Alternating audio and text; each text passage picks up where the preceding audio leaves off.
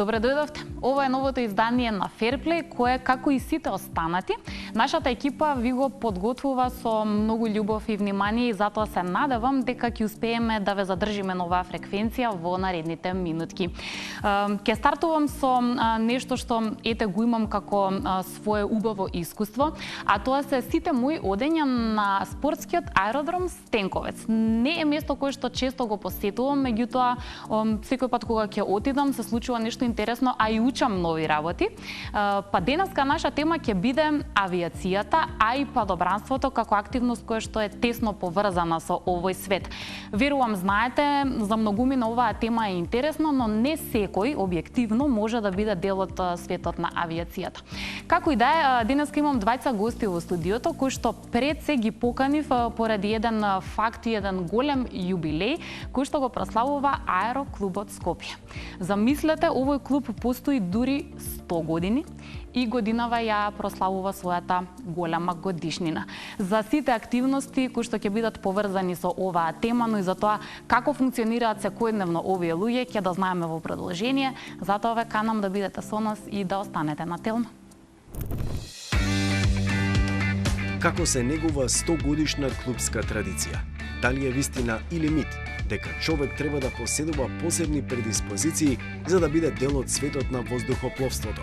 Каква е релацијата и комуникацијата помеѓу пилотите и падобранците? Додека подготовките за големиот роденденски аеромитинг се во тек, во Fairplay со Јана гостуваат Дејан Саздовски и Јане Стефанов.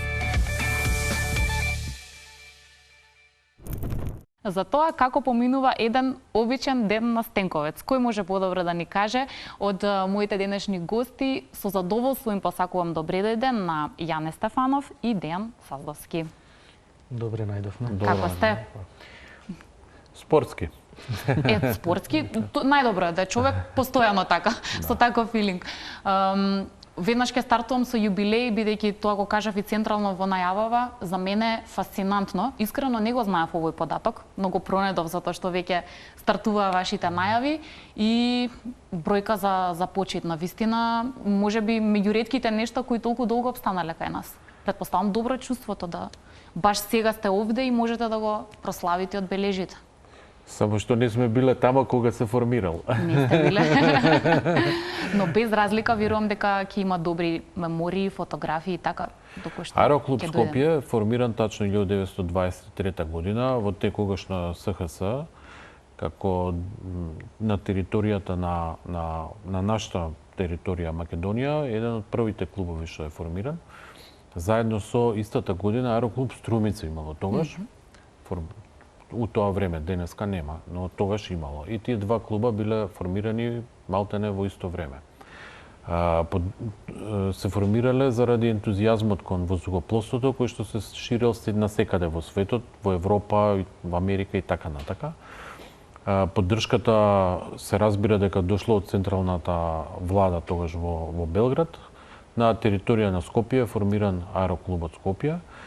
И целата таа активност почнала со нарачка на еден авион кој што го набавиле 1924 година, стигнал во Скопје, почнало се лета, обуки и така натака, било од француско потекло. Приказната почнува тогаш, трае до денеска, има застој само во Втората светска војна, а својата ренесанса доживува 50 и 60 години, во суштина поврзано со светската ренесанса во воздухопловството или ние сакаме да кажеме генералната авиација.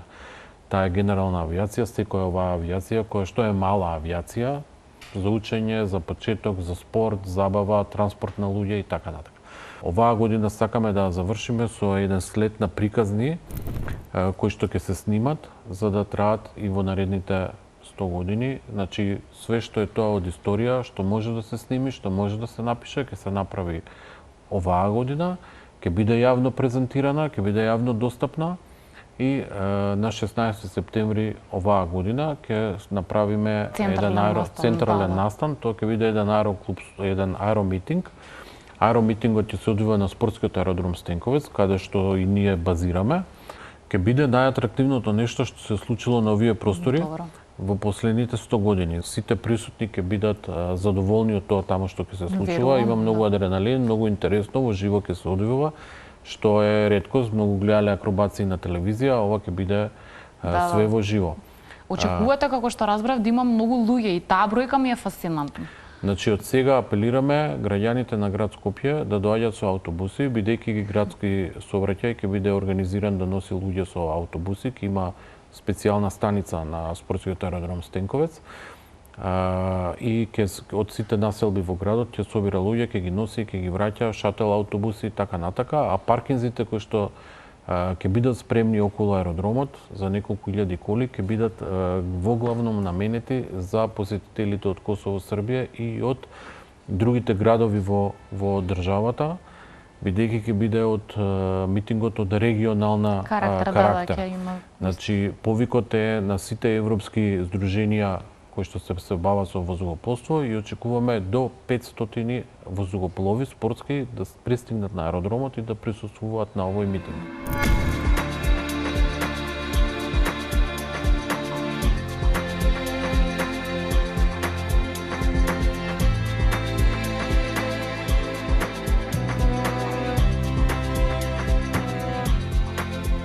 Обичен ден на Стенковец остана како твој заштитен знак.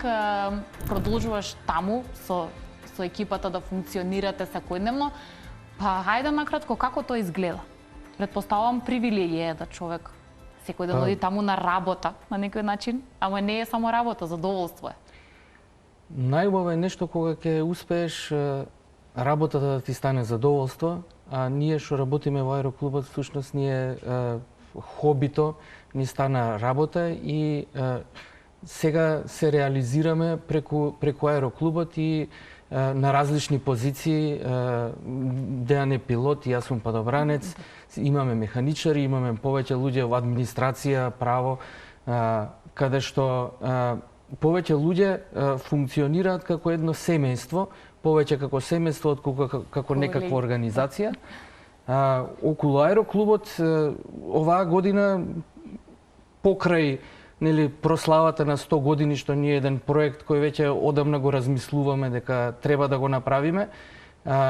Сите нормални активности си продолжуваат, обуките си за падобранство, за едриличарство и за моторно летање повторно си продолжуваат, сите оние комерцијални активности што ги правиме, како што се прскање за комарци, вакцинирање на лисици против беснило и weather modification, тоест засејување на облаци, повторно си продолжуваат. Така да обичниот ден сега е само малце поспецијален да има и прослава за 100 години. Целиот тој процес веќе е тргнат. Значи ние во моментов собираме приказни од нашите постари членови кои ни раскажуваат како било некогаш, бидејќи во нашите архиви постојат сите оние дневници што летале, што правеле, меѓутоа записот за каков бил духот на клубот во тоа време и денеска не постои. И сакаме од старите членови да ги слушнеме приказните и сега во моментов обичниот ден ни е многу интересен затоа што разговараме со сите луѓе и ни раскажуваат разни приказни кои се фасцинантни. Во аероклубот во плошта Слобода, она сега што е на Чошо Бифе, беше то плава сала, да ја речам, воздухопловци, само ние членоите имавме пристап и си носеме, например, пријатели, другари. Тогаш во сабота магнетофони и косандаци, такви беа, и музика тајланска се слушаше, и одеме, имаше кафе тука, слушавме музика, тоа беше. Пилот и падобранец. Прво, каква е таа релација? Зашто имате исти ставови, зашто најголеми полемики? Пилот е пилот, падобранец е падобранец. Тоа е чиста опозиција. Позиција и опозиција. Значи, не се согласуваме во ништо. Зошто? Благо кажано. Благо кажано? Не сакаат да скокаат од авиони, не знам што им е проблемот. И они чудни луѓе, ја не знам, не ги разбирам. Во воздухопловните спортови многу често тоа го поврзуваат. Пилот за да бидеш треба да скокнеш со падобран. Значи, јас сум пилот 30 години, не сум скокнал ни еднаш со падобран. Нити имам намера. Значи ке нас се Јас мислам дека анекдотите. треба да се врати тоа правило, по 2 скока годишно да прават сите пилоти, па да Да видиме има како подобра ќе разбирачка. има Меѓусебна, разбирање. Има пилотите што на пример имаат фрлаат подобранци, би требало да имаат 2 скока за да може да го разберат подобранецот. Иначе ние се шегуваме вака дека сме опозиција, сепак подобранството не може да постои Едни без без други нашите пријатели Да, пилоти за да може да отидат догоре. Меѓутоа во моментот кога ќе скокнеме веќе се небитни и неважни. Ние си продолжуваме со нашиот скок, исто така и тие сакаат искуство стекнува со тоа што не фрлаат, односно летаат авиони за фрлање на подобранци. Сепак секој си го држи, да речеме, својот дел од спортот со кој се занимава, ние со подобранството. Јас иако имам дозвола за летање со авион, не викам дека сум пилот, јас сум подобранец. Тој дури да има дозвола ќе вика дека е пилот, така да секој си е како што си се чувствува. Поголемиот дел од членовите во аероклубот што останале во клубот да гравитираат, да членуваат, имаат, да речеме, слична филозофија. Слична филозофија на живење, има и исти интереси, слични интереси кои се поврзани саздо покрај тоа што е пилот и капетан на брод. Значи едрилица не лета него едри. Што убави активности има човекот секој да посака така. Исто така поголемиот дел од членовите се нуркачи. Сепак не би се согласил дека сме зависници од адреналин, затоа што адреналинот нели може на различни начини да го постигнеш. Ние сакаме на овој начин да си го користиме нашиот адреналин.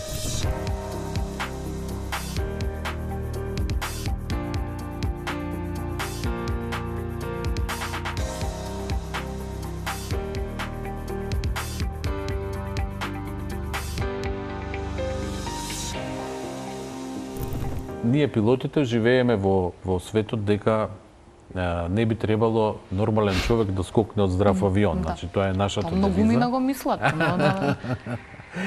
Но сепак ги почитуваме. Падобранците секогаш биле дел од аероклубот. Падобранството е спорт кој што се развивал целиот овој период во тие 100 години. Има особени резултати нашиот клуб во падобранството, кога било некогаш на Југославија, после Југославија, по распаѓањето. Имаат разноразни настапи по цел свет, кај што скокаат во разноразни дисциплини спортски. И можам да кажам дека тоа е вистински спорт. Летањето на авиони го перцепираат луѓето како повеќе како професија него како спорт. Добро. Има спортски дисциплини, но бидејќи се прескапи во нашата прескапи во светот на воздухопловниот спорт, во летањето со авиони, во регионално нема ни еден тим кој што лета за настапи, спортски настапи. Може ли накратко барем да ми кажеш што тоа значи спортско надпреварување од овој тип? Спортско надпреварување. Во што се надпреваруваат всушност? Има два типа. Едното е летање едрилици. Летањето едрилици многу се слични дисциплините сега со параглайдерите. Само параглайдерите се премногу мислам неспоредливо поевтини да ги летате него едрилиците. Еве сега вака само за споредба, еден спортски параглайдер кошта 7.000 евра или 10.000 евра, една спортска едрилица за да релевантно настапиме негдека во светот кошта 200.000 евра. Значи летањето на авиони се дели во два дела. Едниот е летање акробации, кој што треба специјален авион, специјален пилот, обука специјална, стотици илјади евра тоа кошта. И вториот дел е, тоа се вика прецизно летање, значи исто така летање со воздухоплов во кој што се бара одредена прецизност во летањето. Како се оценува? Мене сега откако слушам, како некој тоа ќе го оцени? Што се оценува кај еден пилот? Еве во двата случаи. Полетува воздухопловот, како полетал? Влегол да ги прави акробациите. Една акробација, друга акробација мора да бидат поврзани, како играње балет, исто. Како клизање на мраз, исто. Значи, сето тоа мора да биде поврзано и да биде направено правилно. Тоа се снима и се оценува од судии.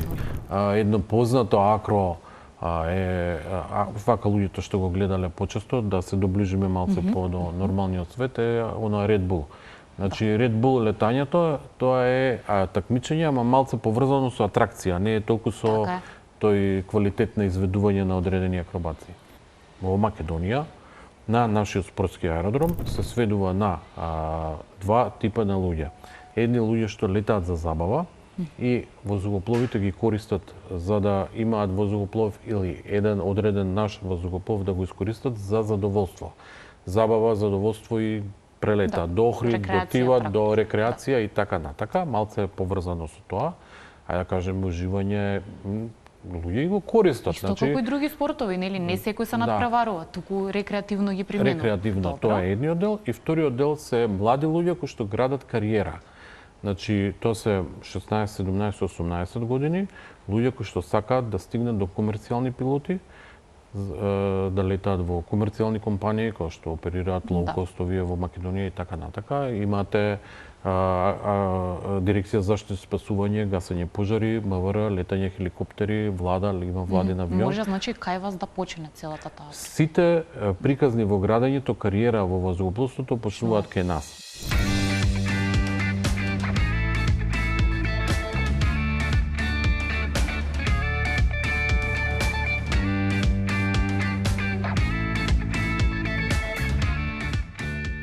Сазда прво благодарам што сте одлични домаќини. Па еве, кажи ни дали ова што е убаво и сончево значи дека денес имаме идеални или приближно идеални услови за летање. Добро ни дојдовте на спортскиот аеродром Стенковец. Да се дружите малце со нашите воздухоплови. Ова е совршен ден за летање. За еден патник да се осеќа убаво, се разбира дека треба да е сончево времето, да нема облаци како што е денеска, а ветерот е еден од условите секако, кој што и денеска во суштина нема ветер, кој што може да го спречат летањето. Ако е прејак ветерот, onda немаме услови за летањето. Ти се случило ли некогаш на баш лоши временски услови да леташ и да ти биде тоа непријатно или? Значи, најпогрешна теза е дека пилотите се бестрашни, дека сме се нашле во таква ситуација, сигурно дека сме се нашле, дека сме обучени за да се справиме со тие ситуации и за тоа сме обучени, нема проблем и да се на временските услови да се полоши, сепак ќе оствариме целта. Но во суштина, за да се лета во лоши временски услови, треба да се има некоја потреба или крајна нужда, а не за задоволство. За задоволство сигурно дека ќе го одбереме убав ден, него некој со облаци, со дожд и со ветер и така. Денес е вториот пример. Летаме и за задоволствено и да им пренесеме на нашите гледачи каква е вашата работа. Уште да ни кажеш со каков тип на авион ќе летаме, малку подобро да не запознаеш. Значи денеска ќе летаме со тип на авион Piper, кој што е од школска категорија, значи за повеќе за учење, но и за задоволство. Луѓето го користат за значи оние кои што аматерски се занимаваат со воздухопловство, за кажам летови за задоволство или за така рекреација.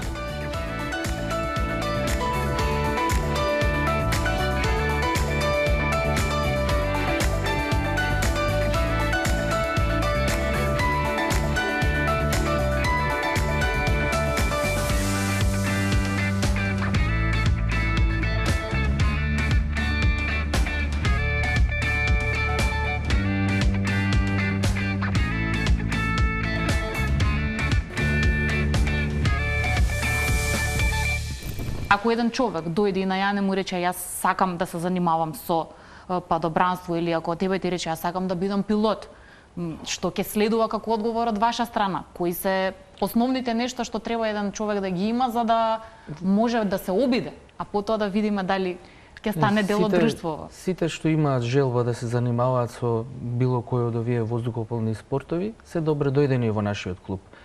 Меѓутоа, еве како статистика една ќе направиме за оваа година, имаме 15 нови падобранци кои во моментов се на обука.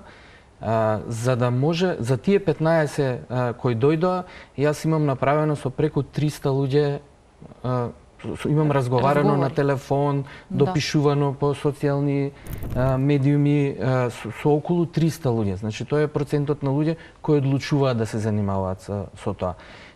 Моментот е дека секој што има желба може да се обиде да го направи тоа. Меѓутоа, клубот преку активноста што ја прави и преку таа дружба со постарите генерации на членови во клубот, се прави една филтрација. Или, бидејќи сите овие спортови не можеш да ги лажираш. Можеш да лажираш дека сакаш тенис да играш, дека сакаш па да одиш на терен да си пиеш сокче. Меѓутоа, кога се работи за овие спортови што се поврзани, да речеме, со повисоко ниво на ризик, нема лажирање. Или го сакаш, или не го сакаш. Тие што го сакаат, остануваат. Тие што вистински го сакаат, остануваат. Всушност има неколку типови на луѓе кои доаѓаат. Едни се тие што го сакаат подобранството, сакаат да скокат. Други што сакаат да докажат нешто пред себе и што сакаат да докажат нешто пред другите.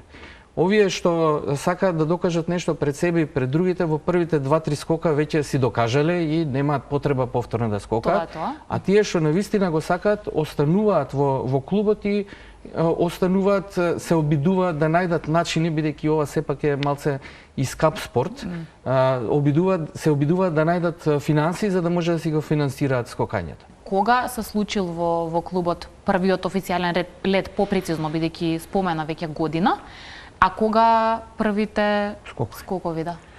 Значи, првиот лет 1924 година е случен. Тогаш е дојден и првиот воздухоплов од Франција, кој што е бил купен, и тогаш почале обуките. Значи, дошле со пилот, кој што почел да ги обучува и така натака. Има евиденција од тие моменти кога се случувале. Првиот скок е направен 1926 година на аеромитинг во Скопје. Тука има една интересна приказна која сега ние во овој период многу се занимаваме со историја, читаме се и се што, и приказната 5 луѓе скокнале во тој ден. Требало да скокне и одредена Здравка Николич, која била сопруга на познат кафанџија Милојко од Скопје. И тој и дал согласност писмена за да го направи скокот. Верувам дека не верувал дека ќе ја изберат, меѓутоа ја избрале. И после така беше тоа напишано убаво дека пред скокот за нејзе падобран немало. И ние можеме да предпоставиме што направил Милојко за да снема падобран. Мистериозно да исчезне падобранот.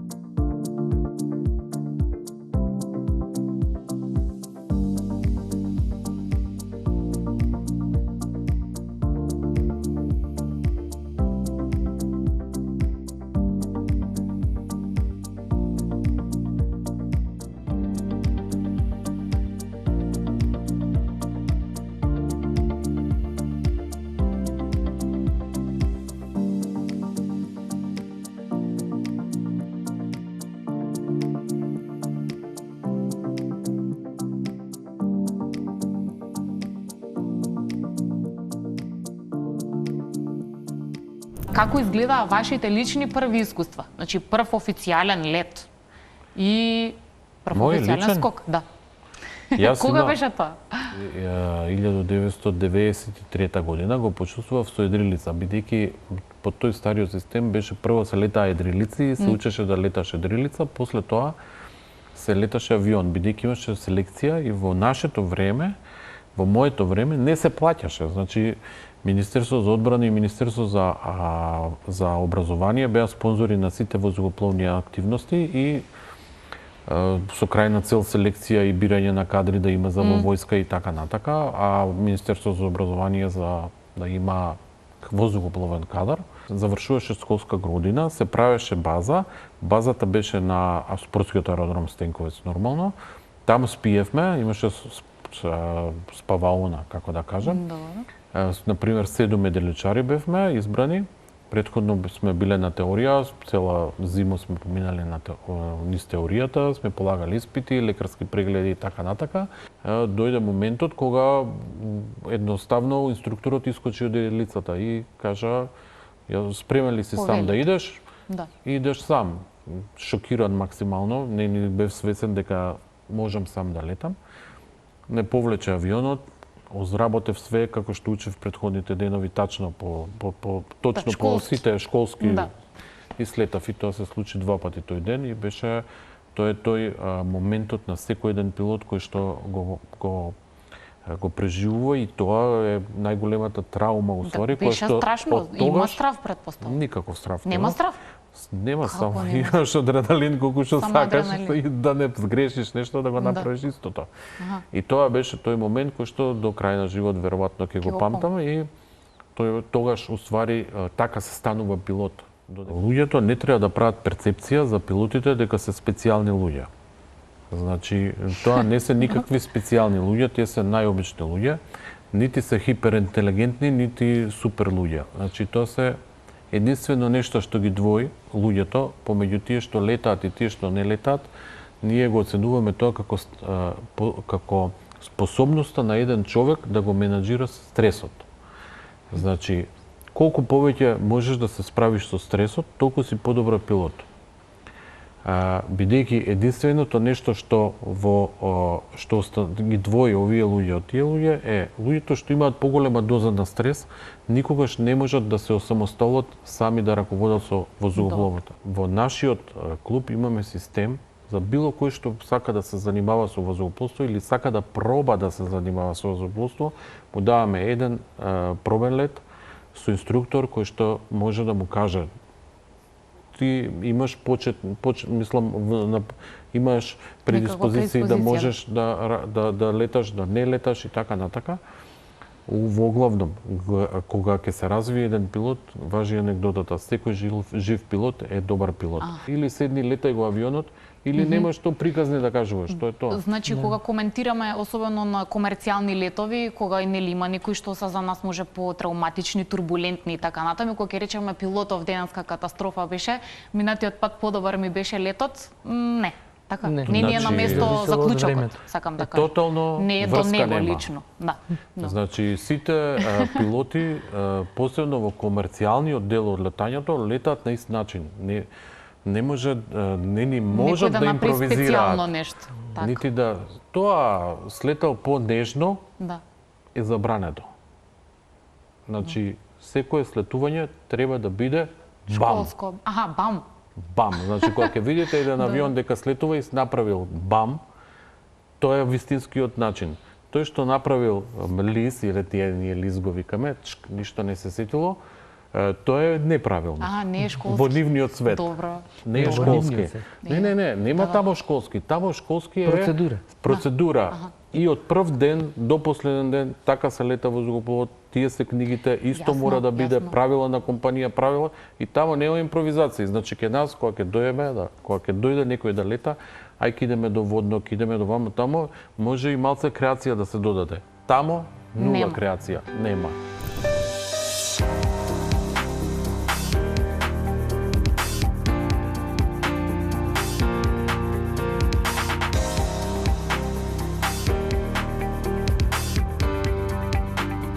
Луѓето веруваат дека ако носиш наочари не можеш да скокаш, што е погрешно, затоа што во денешно време кога си плаќаш за својата обука, треба да имаш минимум медицински услови за да може да го направиш скокот, и наочарите не се никаков фактор.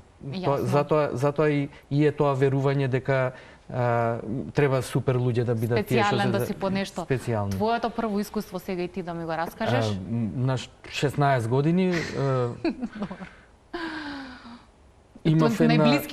Најблиските знаеа ли дека ќе отидеш? Знаеа, да, знаеа. Кај мене, например, за чувството какво беше за мојот прв скок, бидејќи први скокат луѓето што се потешки, така во падобранството иде. И јас секогаш сум бил малце потежок од другите. И излезе да прв пат влегувам во мал авион, тогаш Ан-2, тоа е полумал авион за 12 падобранци. Прв пат влегувам во таков авион и треба да скокнам прв пат, прв дента И никогаш не сум видел човек што скокнал. И застанувам на вратата и викам, што ме дотера да дојдам овдека за да го направам ова. Се вртам и ги гледам овие постарите падобранци седат, ти покажуваат, се смеат. И викам, ај ке скокнам еднашка, па ќе речам, не ми се допаднало и ке... И го направив тој скок, скокнав. И во еден момент од буката на авионот, тотален мир, отварање на падобранот, земјата пред тебе, едно прекрасно чувство на успех, едно прекрасно чувство на контрола и тогаш слетав и тоа беше љубов на прв поглед за цел живот.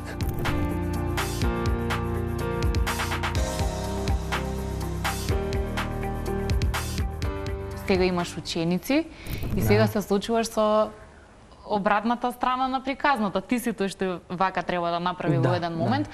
Сега имам и мојата ќерка на обука. Леле, тоа сега ќе прашам, дали вашите деца се дел од овој свет и дали добија поддршка? Веќе дозвола зема? Сега полага. Сега полага, да. Значи нема. Нема сакам, не сакам, тоа е. Мора да имаш поддршка. Не, уопшто не. Ја не сум се мешал комплетно, не сум напињал, не сум викал ајде, ништо. Само желбата и тоа. Тоа е тоа. Да, Ја не значи, исто. ние, не, во принцип сме ги поддржувале сите спортови, пошто јас верувам дека нашата младина може да биде заштитена само од спортот. Затоа што преку спорт се бориме со сите оние лоши обштествени обштествени живот. Секогаш спортот на добри работи не учи така. Секогаш сум ги стимулирал дека мора да има спорт, меѓутоа никогаш не сум барал тоа да биде спортовите што јас со кои јас се занимавам. Оваа година ме праша не да рече од кога може да почнам, ја викам од 16 години, вика значи оваа година, да сине оваа година и еве веќе почнува да учи, да прашува. Да. Добро, не, тоа е класично, ти си ќерко, татин, сине, наша, да. Да, така е.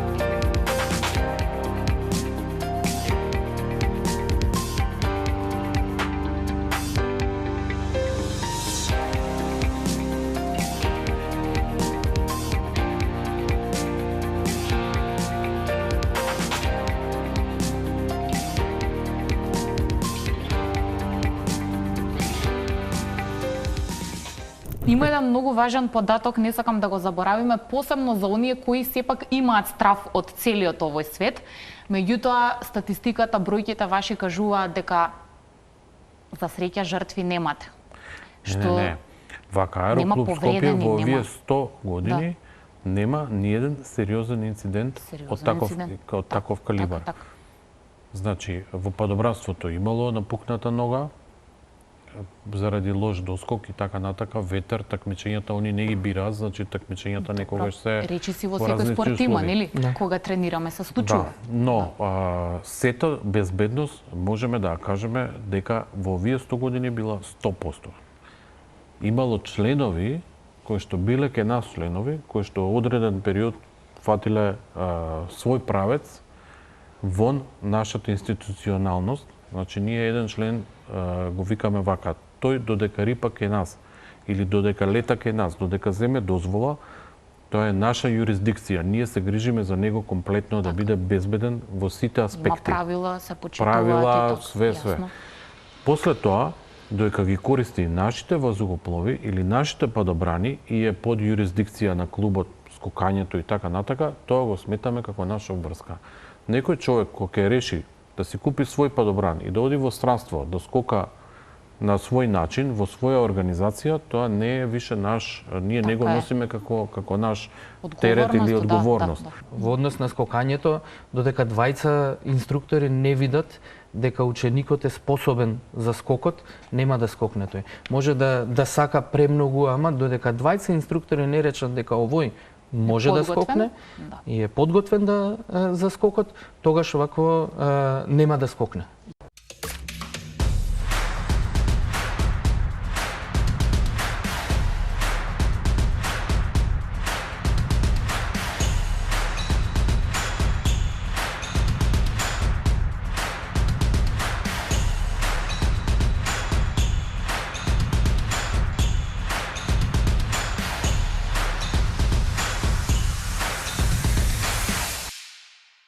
Дали е некаква приказна или вистина дека во минатото полетувале од Партизанска во Скопје авиони?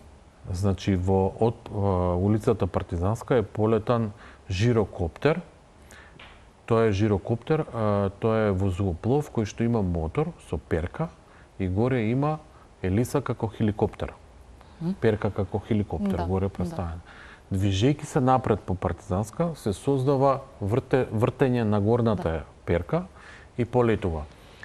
Значи, тој проект не бил поврзан со Аероклуб Скопје, бил поврзан со Народна техника и фабрика Алумина, кои што они учествувале во изработката, во набавката и во летањето на член наш го има летано, но генерално тоа бил тренд во светот, кој што во моментот се размислувало дека ќе ги замени автомобилите.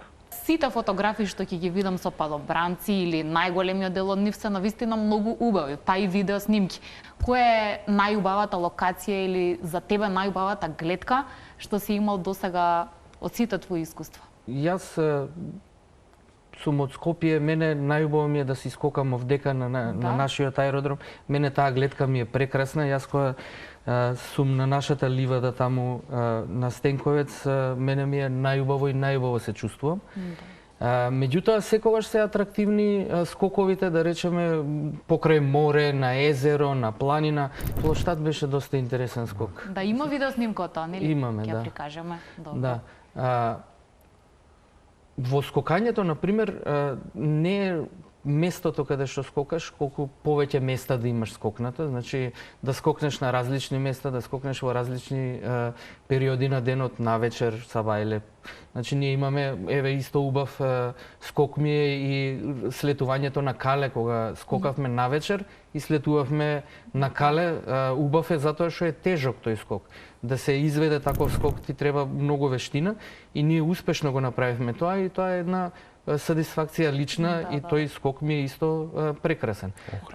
Охрид, скокање во вода исто е интересен. На минатата година на крајот на значи на целта каде што пливаат Охридскиот маратон, ние слетувавме со падобрани и тоа беше интересен скок исто така. Бело поле. Еве, има архива, тоа ви треба. Ви благодарам многу. Сега е времето толку, но до 16 има време. Се надевам дека ќе се видиме и повторно и за најава, а и до тогаш ќе присоберете уште фотографии, видео снимки, па анекдоти. Ќе ми биде драго да ги раскажеме, а реков едве го чекам тој датум, затоа што верувам дека ќе биде убаво искуство пред се за вас, за скопјани, па и за сите останати гости, секако се гледаме, нели? Повторно. Благодарам многу. Се надевам дека и нашите гледачи ужива и како што реков научивме нешто плюс. Јас секогаш уживам во тоа да дознаеме нови информации, нови податоци.